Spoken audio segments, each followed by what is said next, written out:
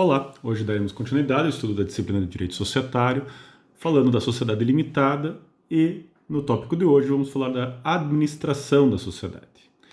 Ao começo da conversa, vamos tratar um pouquinho a respeito do que é o administrador para uma pessoa jurídica. Segundo a teoria organicista, o administrador é um órgão da sociedade. Porque quando ele atua como se fosse a própria sociedade agindo no plano jurídico. Portanto, não há uma representação por parte da sociedade através do seu administrador, mas, como dizia Pontes de Miranda, uma apresentação, porque o administrador torna a pessoa jurídica presente ao ato. Quando ele age, é como se fosse a própria sociedade agindo. Ou ainda, nas palavras do professor Alfredo Assis Gonçalves Neto, a pessoa jurídica opera por si mesma por meio de órgãos, os quais existem como tais desde o momento da sua constituição. Essa teoria, a teoria organicista, desenvolveu-se a partir da concepção da pessoa jurídica não como uma ficção, mas como uma realidade orgânica e mais tarde técnica, que age como se fosse uma pessoa natural, naquilo que se circunscreve ao seu modo de agir e ao fim que justificou sua criação. Portanto, a ideia aqui é que o administrador é um órgão, assim como fazemos um paralelo a órgãos humanos. Ou seja, quando o administrador fala, é como se a sociedade estivesse falando. Quando ele assina um documento, quem está assinando aquele documento é a sociedade. Portanto, ele torna ela presente no plano concreto. De acordo com o artigo 997, aquele que trata dos requisitos do contrato social, o inciso 6º, como já vimos em aula anterior, prevê que as pessoas naturais incumbidas da administração da sociedade, seus poderes e atribuições devem estar previstos nos atos constitutivos da sociedade. Em outras palavras, somente pessoas naturais podem ser nomeadas como administradores nas sociedades. Por que isso? Porque, como acabamos de ver, a pessoa jurídica é um ser abstrato e, como tal, precisa atuar no plano concreto. E para materializar a pessoa jurídica no plano concreto, nós usamos a figura do administrador, que tem que ser uma pessoa física, uma pessoa natural, exatamente para poder pegar a caneta, assinar um documento, para poder falar, conversar, ouvir propostas, ou seja, corporificar este ser abstrato que é a pessoa jurídica. Se pudéssemos admitir que uma pessoa jurídica fosse administradora de outra pessoa jurídica, criaríamos aqui uma situação um tanto quanto problemática. Por que razão? Porque, obviamente, que o administrador, pessoa jurídica, para agir, precisaria ter por trás de si própria uma pessoa física. E, no final das contas, quem acabaria administrando de fato a pessoa jurídica seria o administrador daquela pessoa jurídica nomeada como sua administradora. E, neste caso, quem escolheria esta pessoa, na verdade, seriam os sócios dessa segunda sociedade e não os sócios da primeira. Então, dentro da lógica do nosso legislador, se quisermos que aquela pessoa física, que ao final das contas administre a atividade, que ela seja nomeada diretamente e não através de outra pessoa jurídica. Por isso que a administração, que é indelegável, deve necessariamente recair sobre pessoas naturais. Artigo 1060. A sociedade limitada é administrada por uma ou mais pessoas designadas no contrato social ou em ato separado. Ou seja, existem duas formas distintas de nomeação de um administrador em uma sociedade limitada. Pode-se dar no próprio contrato social, o que é o mais tradicional, o mais comum, onde desde logo, quando da criação da sociedade ou mediante alterações contratuais, você, no contrato, determina quem será ou quem serão os administradores da sociedade, ou ainda permite a lei que a nomeação se dê em ato separado. O que quer dizer isso? Um termo de nomeação. Os sócios se reúnem, deliberam a nomeação de uma determinada pessoa como administrador da sociedade, e esta ata de nomeação do administrador é levada a registro perante o órgão de registro competente, se empresária na junta comercial, se simples no registro civil de pessoas jurídicas. Uma vez registrado esse ato em separado, esse termo de nomeação do administrador, passa o ato a ter publicidade, assim como uma eventual alteração contratual também teria, e, portanto, se perfaz a nomeação do administrador, inclusive perante terceiros. Tem eficácia esse ato perante terceiros. Portanto, a lei dá duas opções: ou nomear no contrato, ou uma ata de nomeação é o que basta para gerar o mesmo efeito. Obviamente que aquele que assim é nomeado deve concordar com a nomeação, se no contrato social assinando, se em ato separado assinando o termo de nomeação ou ainda o livro de atas da administração da sociedade. Parágrafo único. A administração atribuída no contrato a todos os sócios não se estende de pleno direito aos que posteriormente adquiram essa qualidade.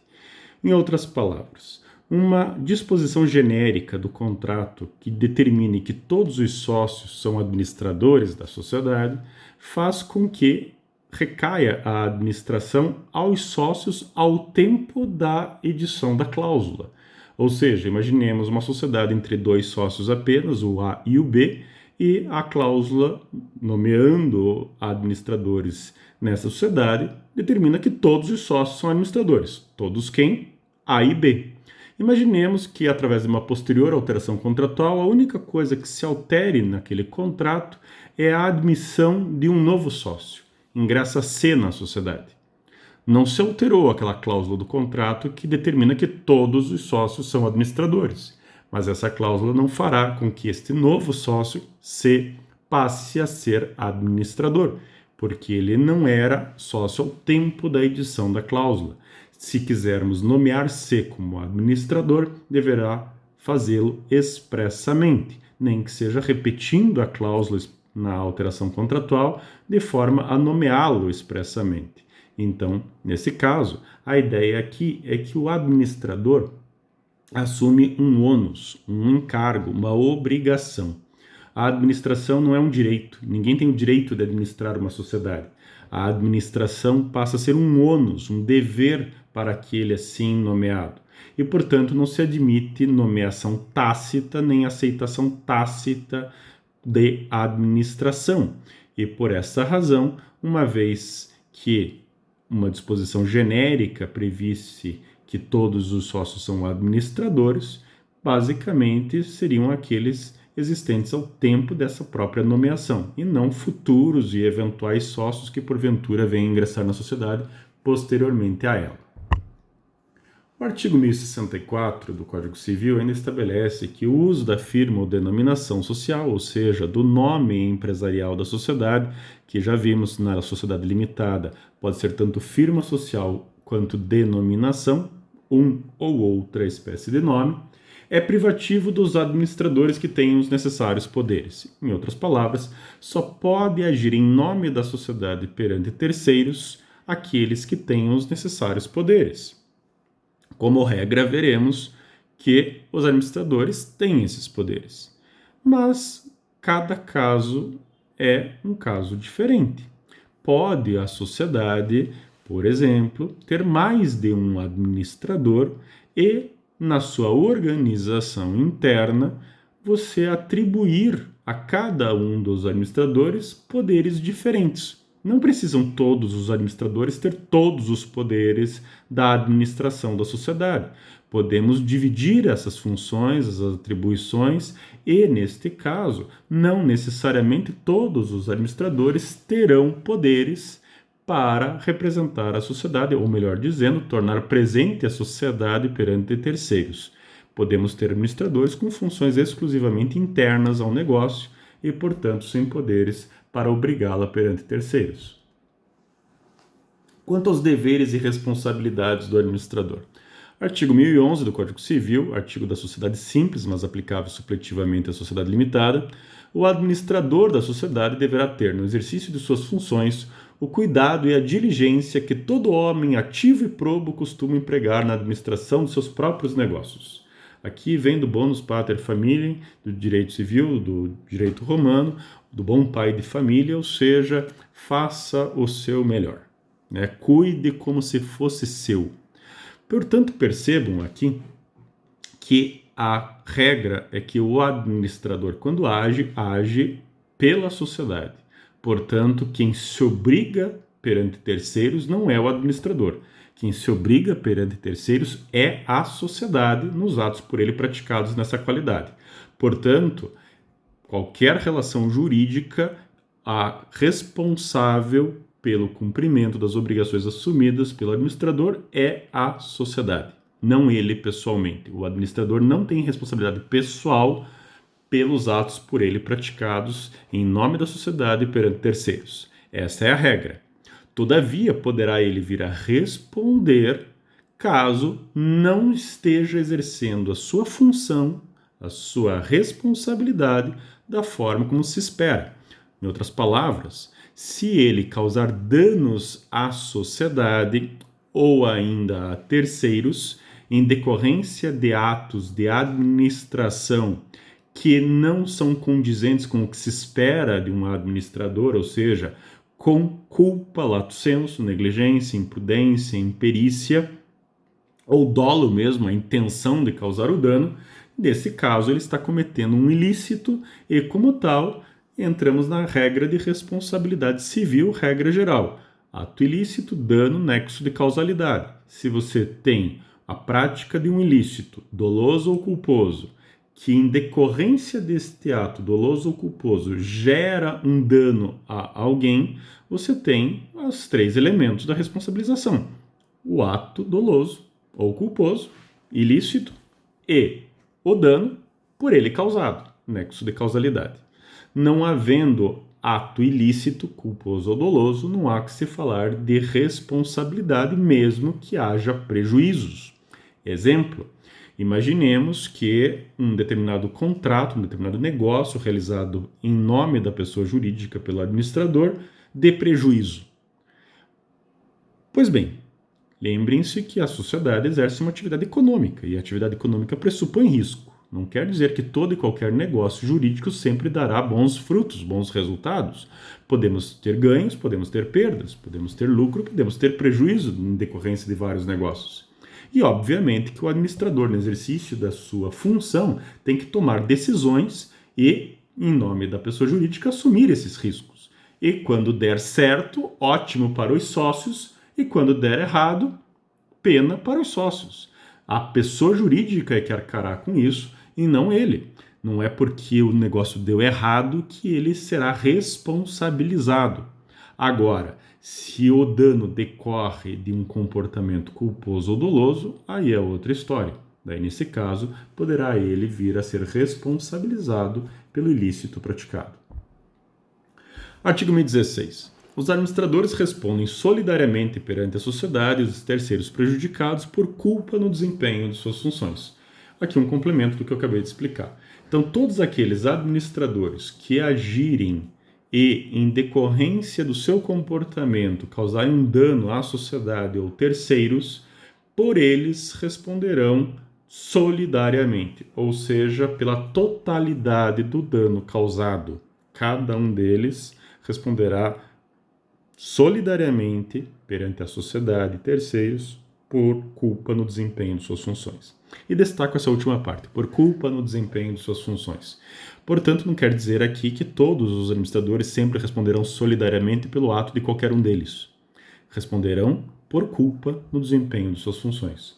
Em outras palavras, todos os administradores que naquela situação, de alguma forma, concorreram para o dano mediante um comportamento culposo, lato sensu, envolvendo tanto a culpa estrito sensu quanto o dolo, responderão solidariamente. Aquele administrador da sociedade que porventura em nada concorreu, participou ou contribuiu para que o dano ocorresse, não agiu com culpa e, neste caso, não teria por que ele vir a responder com os demais pelo dano que os demais causaram à sociedade ou terceiros. Artigo 1011, parágrafo 1º. Não podem ser administradores, além das pessoas impedidas por lei especial, os condenados a pena que vede, ainda que temporariamente, o acesso a cargos públicos ou por crime falimentar, prevaricação, peito, suborno, concussão, peculato, contra a economia popular, contra o sistema financeiro nacional, contra as normas de defesa da concorrência, contra as relações de consumo, a fé pública ou a propriedade, enquanto perdurarem os efeitos da condenação. Então, primeira observação, primeira parte do dispositivo.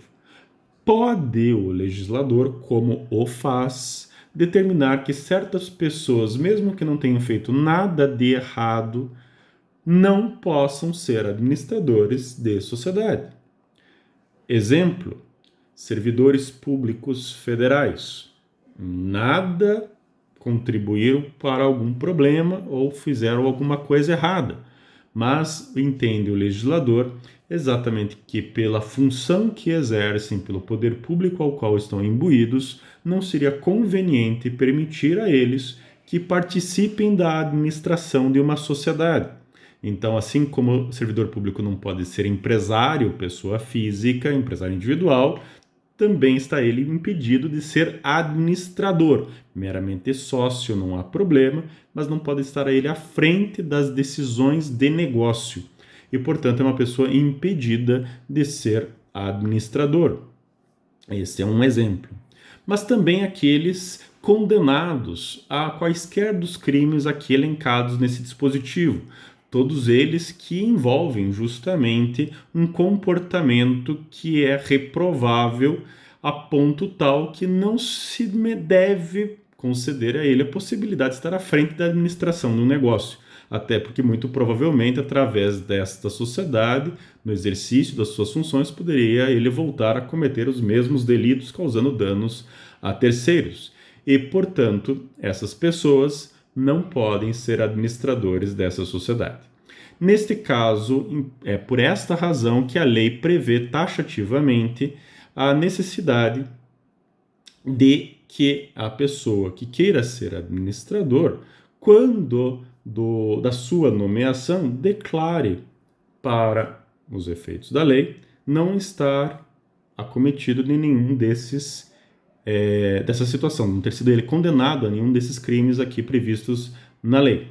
Uma vez condenado, não precisa a sentença criminal prever taxativamente esse impedimento, isso decorre da decisão penal, o impedimento de ser administrador, enquanto perdurarem os efeitos da condenação. Uma vez cumprida a pena, não há mais qualquer impedimento e, portanto, poderá ele voltar, eventualmente, a ser administrador de uma sociedade no futuro. Portanto, é enquanto perdurar os efeitos da condenação, não é enquanto ele estiver preso. Pode, por exemplo, ele estar em liberdade, mas cumprindo pena em liberdade. Ainda está sob os efeitos da condenação, logo impedido de ser administrador. Esse dispositivo ainda menciona peito ou suborno. O que seria isso? Na verdade, esses dois delitos já foram há muito tempo substituídos na legislação penal por outro. E, portanto, leia-se no seu lugar corrupção ativa e passiva, os tipos penais que vieram a substituir a de peita e suborno. Artigo 1015. No silêncio do contrato, os administradores podem praticar todos os atos pertinentes à gestão da sociedade. Paremos aqui por enquanto. Vejam, no silêncio do contrato. Leia-se aqui no silêncio da nomeação do administrador, porque pode ser no contrato ou em ato separado. Ou seja, nada dito quando da nomeação do administrador, quais poderes ele está recebendo, a regra é de que ele está recebendo todos. Porque o administrador, nada dito em contrário, pode praticar todos os atos pertinentes à gestão da sociedade, ou seja, todos os atos necessários ao bom desenvolvimento da atividade econômica pela sociedade. E, portanto, todos os atos por ele praticados responderá à sociedade, obrigará a sociedade perante terceiros.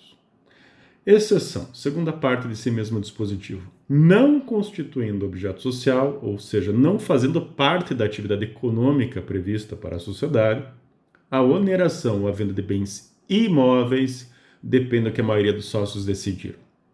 A regra da lei é de que alienar imóveis, vender imóveis, se desfazer de imóveis, ou ainda onerá-los, ou seja, oferecê-los em garantia real, uma hipoteca, por exemplo, não é ato de mera administração.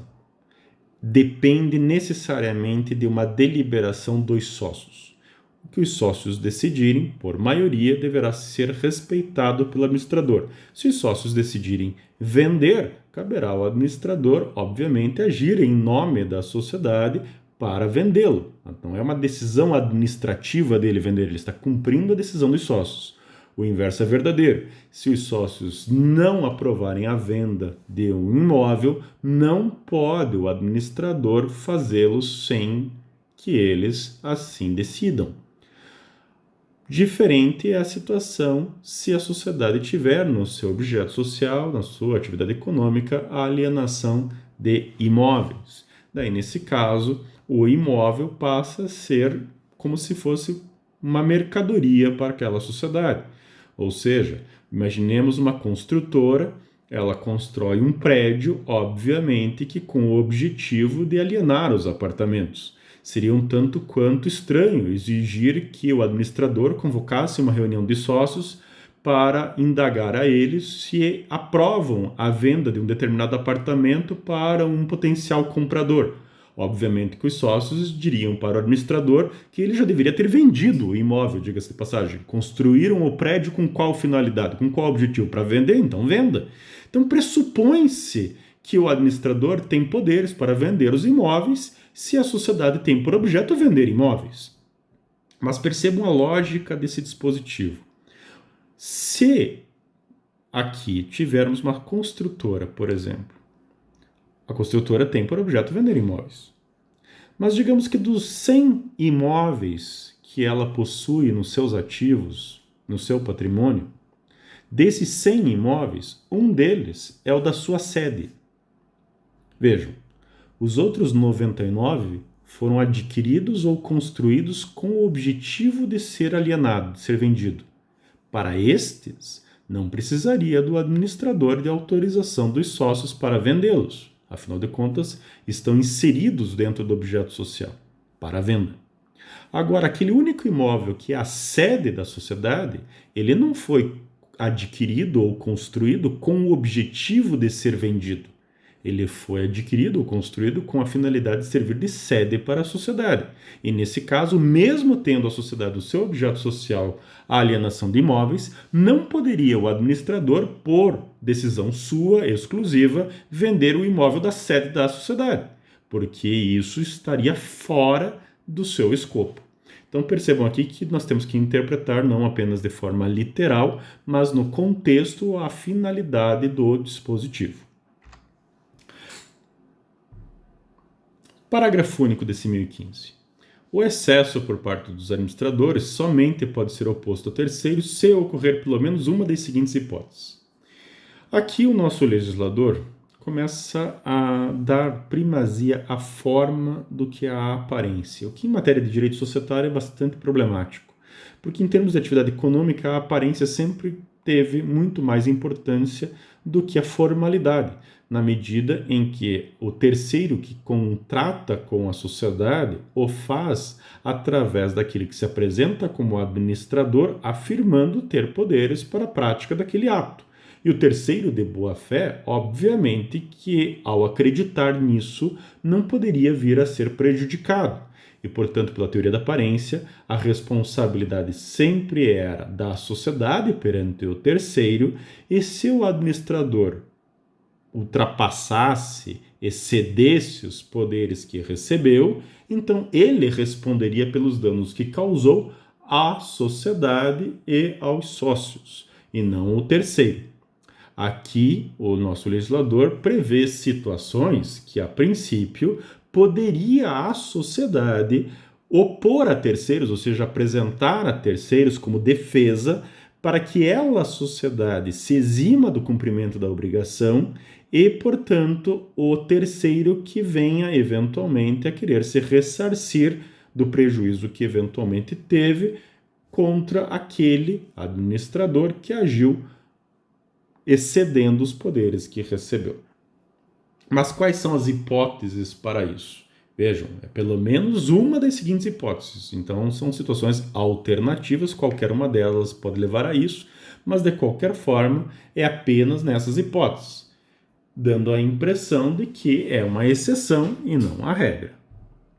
Todavia, já no primeiro inciso, esse dispositivo prevê que, se a limitação de poderes estiver inscrita ou averbada no registro próprio da sociedade. Pois bem, só podemos falar em excesso por parte dos administradores quando ele praticar atos além dos poderes que recebeu. Ou seja, praticar atos em nome da pessoa jurídica, em nome da sociedade, atos que ele não tinha poderes para praticar. Como vimos nesse mesmo artigo 1015, a regra é de que nada dito quando da nomeação, que poderes tem o administrador? Todos. Poderá ele praticar todos os atos pela sociedade perante terceiros. Ou seja, quando é que ele poderá exceder os poderes que recebeu se ele tem todos os poderes? Obviamente que nunca. Portanto, só podemos falar em excesso por parte dos administradores se houver limitação de poderes. Se nós criarmos algum tipo de restrição. Exemplo, a assinatura de qualquer contrato acima de R$100 mil depende de expressa e prévia aprovação dos sócios por maioria e por escrito. E o administrador, portanto, tem essa limitação e não poderia fazê-lo sem a prévia e expressa concordância dos sócios. Nesse caso, e se ele praticasse um ato além desse valor, sem consultar os sócios? Neste caso, essa limitação de poderes estaria expressa no contrato, no termo de nomeação desse administrador. E uma vez levado isso a registro, que é o momento onde passa a ter eficácia a nomeação perante terceiros, é obrigatório levar ao registro o termo de nomeação ou uma alteração contratual onde ele é nomeado como tal. Portanto, podemos concluir que ou há limitação e ela está registrada, ou não há limitação e é impossível exceder os poderes que recebeu, porque ele tem todos. Então, o inciso 1º desse dispositivo acaba já abrangendo praticamente 100% das hipóteses. Então, apesar de dar a impressão de que é uma exceção, infelizmente, esse artigo 1015 prevê uma regra. Depois analisemos como poderá o terceiro de boa-fé eventualmente se proteger desse tipo de situação. Segunda hipótese, provando-se que era conhecida do terceiro. De todos os incisos desse parágrafo único do 1015, o único decente, na minha modesta opinião, e o único absolutamente inútil. Por que inútil? Como vimos novamente, quando é que haverá limitação de poderes? Quando ela estiver registrada, quando da nomeação nós limitarmos os poderes do administrador, e isso vai ser levado a registro.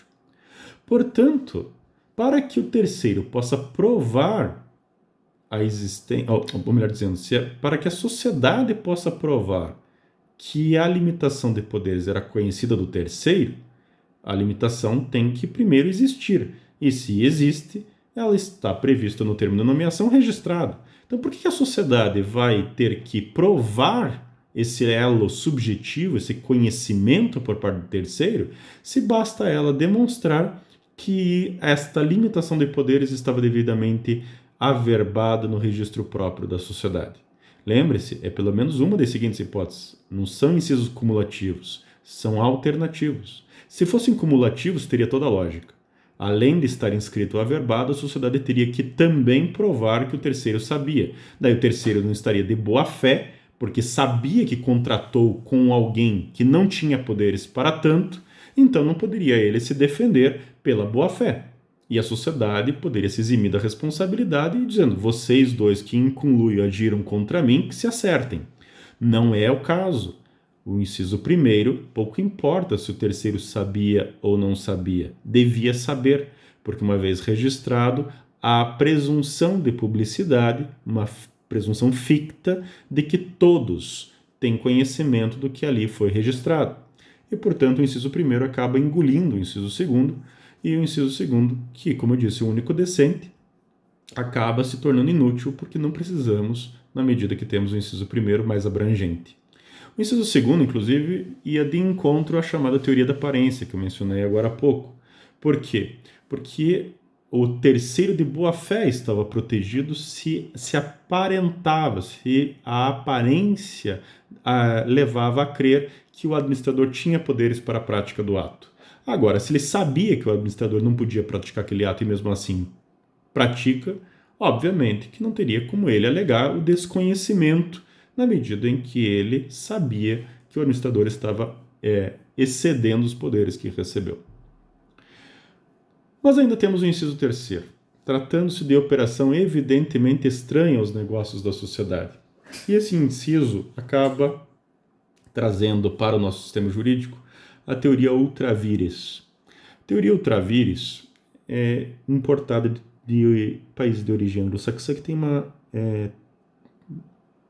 uma lógica jurídica diferente da nossa e que trata a pessoa jurídica apenas e tão somente nos limites do seu objeto social. Qualquer ato praticado fora do objeto não foi por aquela pessoa jurídica, porque ela só existe, essa ficção legal, esse ser abstrato, só existe nos limites do seu objeto, da sua atividade econômica. Qualquer ato praticado fora desta realidade não foi praticado pela pessoa jurídica. Se não foi praticado por ela, não é ela responsável, mas aquele que diretamente o praticou, no caso, a figura do administrador. E aqui, dentro do nosso sistema, como vimos, a pessoa jurídica, ela, na verdade, é tratada como uma pessoa como outra qualquer. E, portanto, não tem muita lógica dentro do nosso ordenamento esse dispositivo importado, a meu ver, indevidamente. Por quê? Porque empurramos ao terceiro de boa-fé a análise de conveniência da realização do negócio na sociedade. Como assim? O que é uma operação evidentemente estranha aos negócios da sociedade?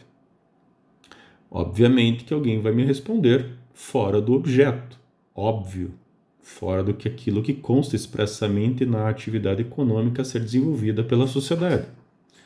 Pois bem, imaginemos que um administrador liga para uma operadora de turismo, identifica-se como administrador daquela sociedade e pede uma passagem aérea ida e volta para Miami.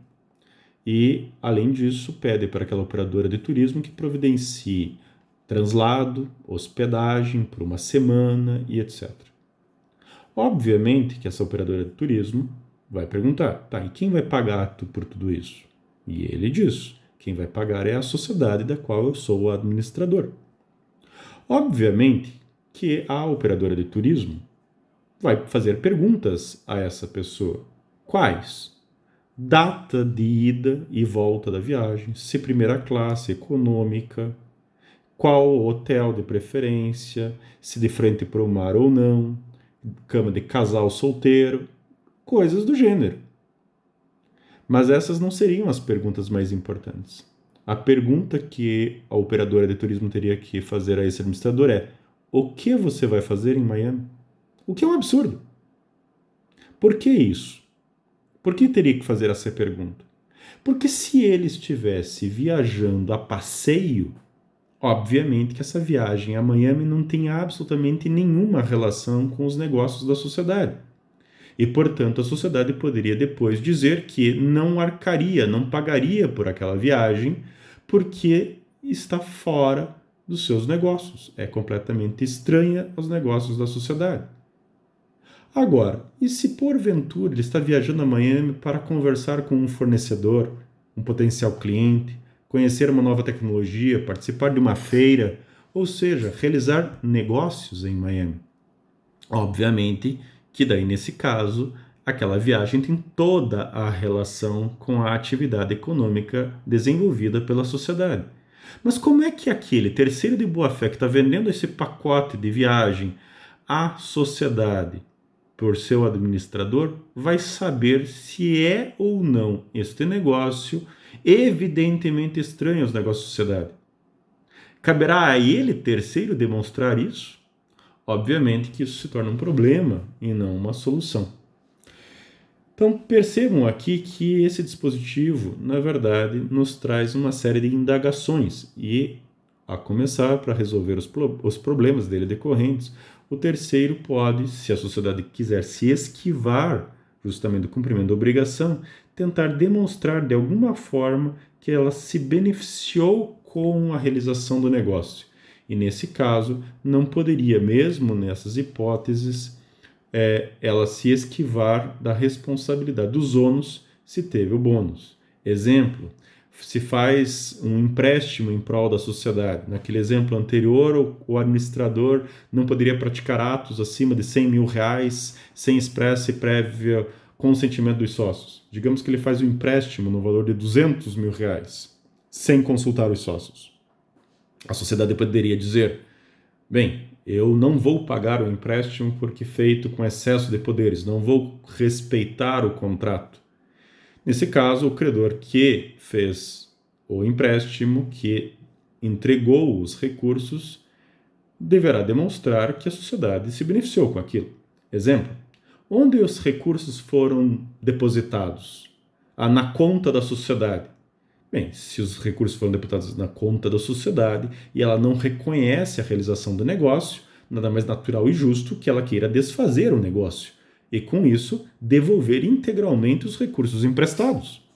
Ou pretenderá a sociedade se apropriar do dinheiro? Obviamente que não. Não haveria boa-fé por parte da sociedade num argumento como esse e, portanto, não teria ela legitimidade de fazer esse tipo de alegação. Ou ainda, evidentemente estranhos os negócios da sociedade. O administrador é administrador de uma metalurgia e ele adquire 100 metros quadrados de um porcelanato e pede para entregar na sede da sociedade. O que esse porcelanato tem a ver com metalurgia? Aparentemente nada. Mas poderíamos instalar esse porcelanato, por exemplo, no refeitório dessa metalúrgica. Estamos reformando a sede da sociedade, então pode ser que tenha toda a relação com a atividade. Mas digamos que ela alega que não tem nada a ver com a atividade econômica. Pois bem, onde foi entregue o porcelanato? Na sede da sociedade. Bem, então imagina-se que se ela não reconhece o negócio, ela queira devolver o porcelanato que está sob sua posse, afinal foi entregue a ela. Se ela não está mais da posse, ela se desfez daquele bem de alguma forma, obviamente que deverá responder por isso.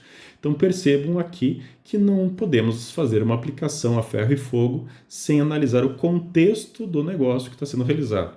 A lógica desse dispositivo é apenas e tão somente aquelas situações onde o administrador praticou atos em detrimento dos interesses da sociedade e de toda a evidência não teve a sociedade qualquer tipo de benefício com aquilo e, portanto, nesse caso, a sociedade poderia, dentro desses argumentos, tentar eximir-se da responsabilidade do pagamento e fazendo com que o terceiro vá se acertar com aquele com quem contratou o administrador e não ela, porque ela, sociedade, poderia se defender com base nesses argumentos. Por hoje é só. Obrigado.